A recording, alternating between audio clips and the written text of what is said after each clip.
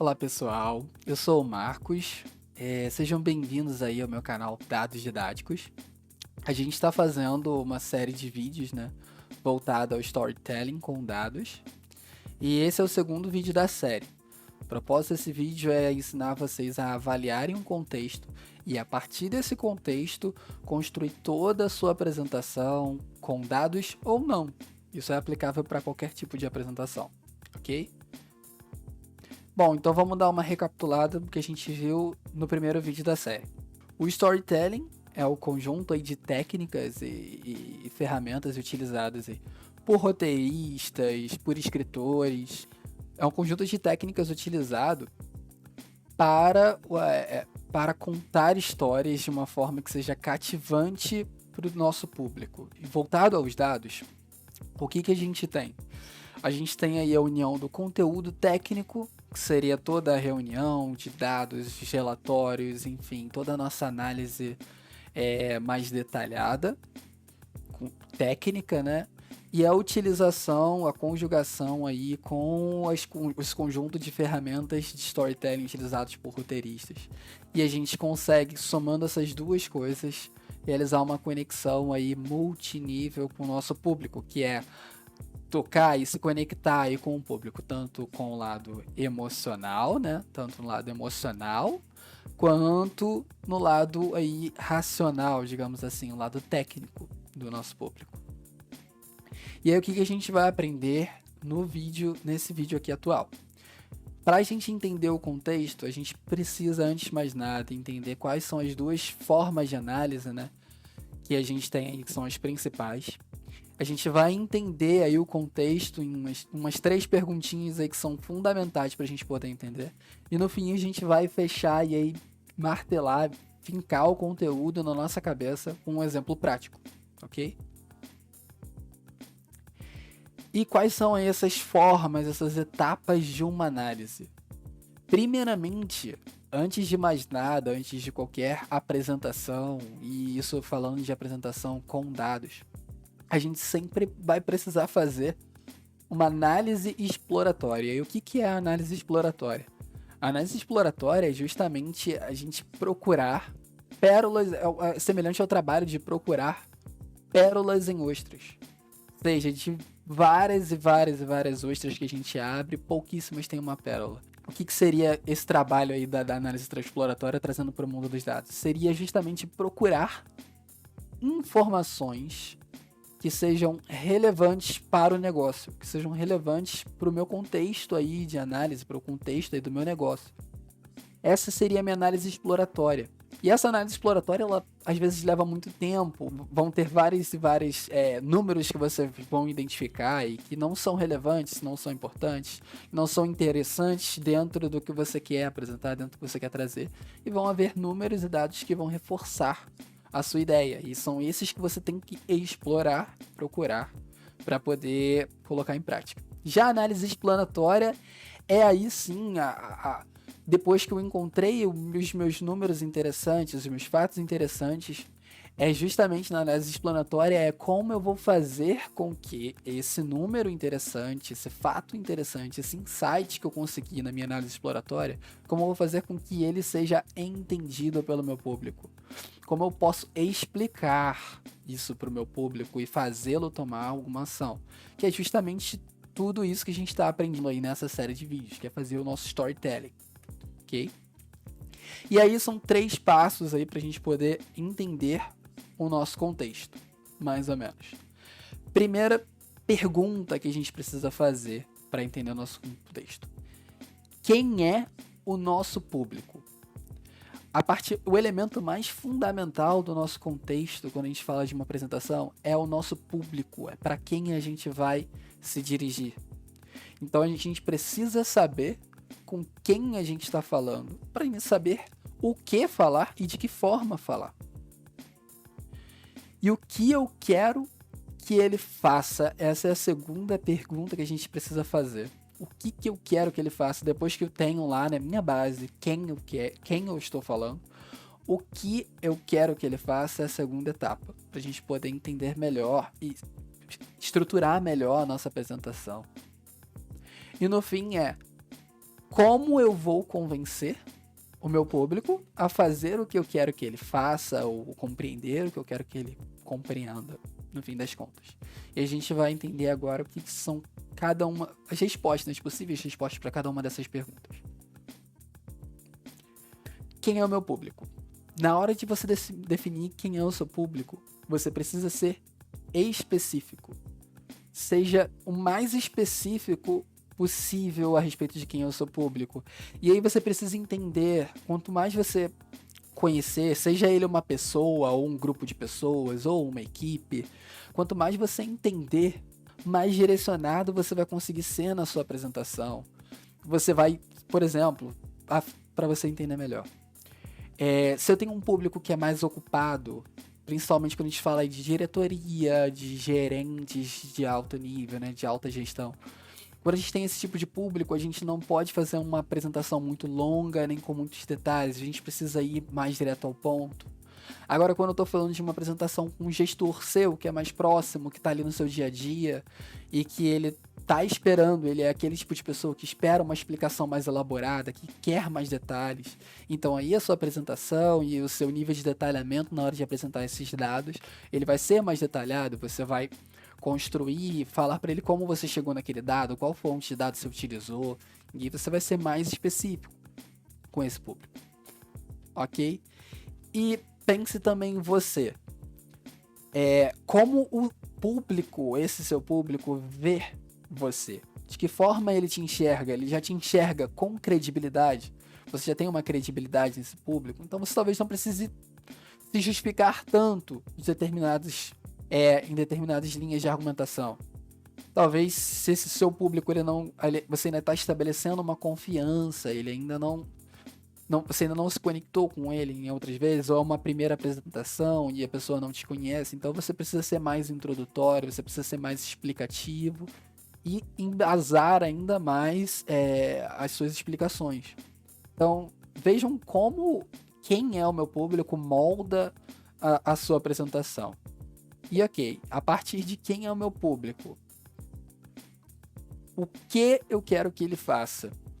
E nessa pergunta a gente precisa ter aí definido qual a nossa chamada para ação. O que eu quero que o meu público faça? Como eu quero que ele haja? Eu quero que ele aumente o orçamento do departamento tal por conta disso. O que eu quero que ele faça? É a simples chamada para ação. É o teu alvo, o alvo da sua comunicação. É isso, é a sua recomendação, é seu posicionamento diante de um fato ou de um problema que você identificou, ok? Com relação a essa pergunta e a resposta a essa pergunta, e até na hora de você construir o seu pensamento, não se sinta desconfortável. Sempre tenha confiança ao comunicar. Por quê? Você é a pessoa que fez a análise, você é a pessoa que é dona dos dados, você fez lá aquela análise exploratória, explorou bem os números, limpou bem lá seus dados, chegou àquela conclusão, você é o dono dos fatos, seja confiante, tenha confiança ao comunicar. Porque uma comunicação sem confiança, infelizmente, não é possível ter aquela conexão multinível. Essa conexão multinível ela não vai acontecer se você não tiver confiança quando você estiver falando. Acredite, você é o dono dos dados e você sabe o que você está falando, ok? Por fim, como a gente vai fazer com que o nosso público aja de acordo com a nossa recomendação ou leve em consideração simplesmente o nosso posicionamento? Hoje em dia, né, as empresas têm se desenvolvido, têm criado cada vez mais um pensamento analítico, um pensamento voltado a dados. E toda decisão precisa ser orientada por dados. Então, como eu vou fazer, como eu vou convencer o meu público? Com dados, com fatos. E aí a pergunta que vem, né, dentro desse contexto do como quais são os dados que eu vou utilizar?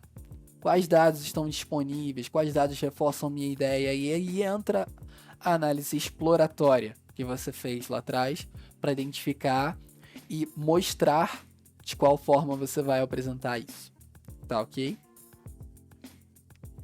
E agora vamos ao nosso exemplo prático. Esse exemplo prático é uma base de dados do Tableau, essa chamada Superstore, né? Eu vou colocar o link aí na descrição do vídeo para vocês poderem baixar. E se quiserem fazer a análise exploratória de vocês, brincar com o conjunto de dados que tem lá, fiquem super à vontade, tá?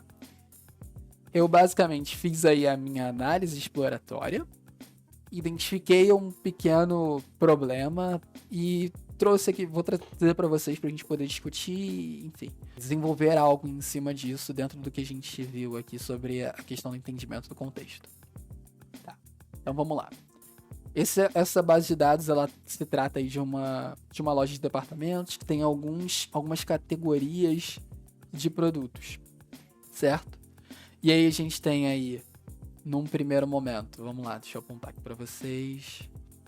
A gente tem aqui, ó, móveis de escritório, digamos assim, tecnologia, categoria tecnologia, e a categoria materiais de escritório, suprimento de escritório, ok? Essa base está em inglês, mas, enfim, tradução rápida aqui para vocês. Então a gente tem essas 3 categorias. Dentro dessas 3 categorias, a gente observou aí, inicialmente, as vendas, né, faturamento, e o lucro por cada produto ou categoria de produto. E a gente pode ver que, dentro de tecnologia, observando aqui inicialmente, vamos lá. Dentro aqui de tecnologia, a gente teve aí uma venda de 162 mil, digamos assim, com um lucro de 33.050, 33.500, na verdade. Para materiais de escritório foi 137 mil, com um lucro de 25 mil. Mas olha aqui o que acontece. A categoria que mais vendeu foi a de móveis de escritório. E foi a que apresentou o menor lucro. De 170 mil, a gente teve só 3 mil de lucro.